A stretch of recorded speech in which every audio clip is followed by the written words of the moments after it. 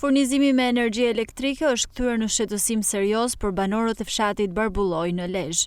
Prej mbrëmjes të së dielës, disa familje kanë mbetur në errësirë, si dhe ju janë ndjekur pajisjet elektroshtëpiake për shkak të luhatjeve të tensionit, duke ju rrezikuar edhe jetën në banesa.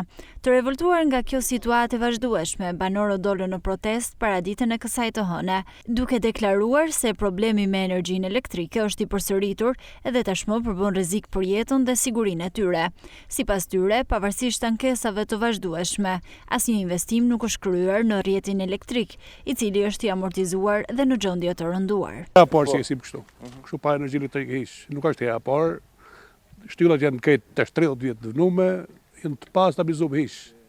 Janë shumë jashtë standardit. Me lehekët sot 2026.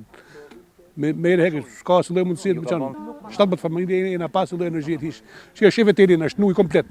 Sigur një fëmijë të shkon në shkollë, hasëm ta edhe bie viktim. Tana herë shteti këto funksionon vetëm kur të bëhet e keqja. Dritat ka dalë mbrëmë shumë pak kanë dalë me forcë, më kanë dhënë frigiderin e kontinert, e shpoj më kam marrë flokë, i kam ka kumfia. Dhe asë bëjmë atë që kemi bëu vetë u bota 25. Nuk ka interesu ku. Mbrëmë kanë pas fatale, se to është shtëpia tëm impiantet elektrike tëm. Se për shotu shefë se to se karo telin kanal tjerë të janë bashkom shefe izolatori nganj telin nganj por i got izolatorit problemet sa dosh dam na kanë bon se i herë kërësisht të vjen korrendi dob 60-70 volt ka si vjen me hopa kështu vjen shpoti disa herë fake news me tanto probleme që kena në kohë që edhe pagos të rregull ose lloj me shtetin se do për mos më na u përgjigj.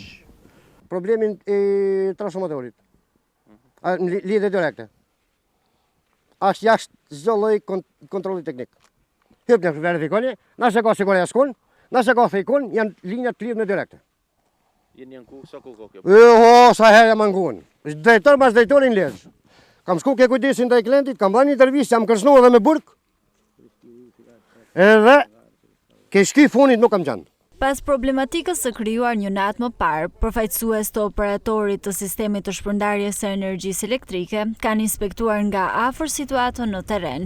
OSHE e bën me dije se pritet të nisë puna për riparimin e defektit të shkaktuar, si dhe po shqyrtohet mundësia ndërtimit të një linje të re elektrike për t'i dhënë zgjidhje përfundimtare problematikave në këtë zonë.